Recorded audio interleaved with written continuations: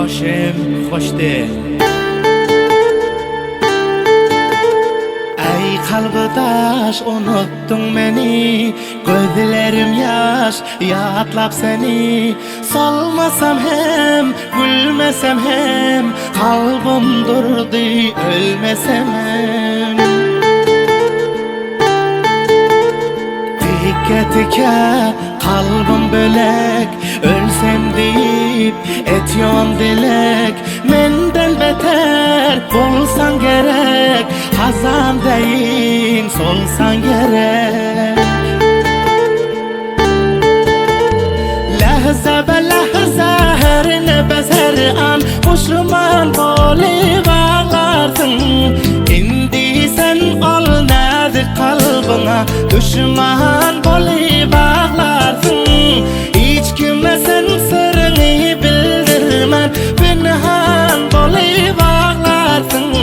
Seni hem koymaz bu derde hicran, giryan bolup ağlarsın.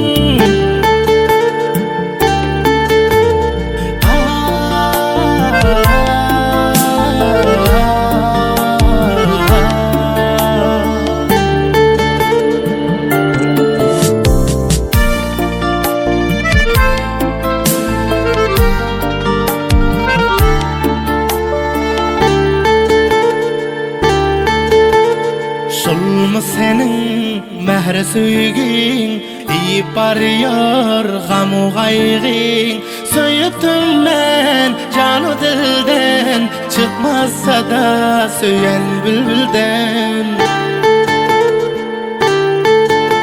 Bu halattan ben kutulsam, kadırım bilsen, keşke ölsem. Hoşluğumu yiyip bitirdin, nakız aşk bilen ömrüm ötürdün. Ey dertleri tutsa misli gulam nebi, armağan bolup ağlarsın. Durmaz göz yaşın aynı men gibi, varan bolup ağlarsın.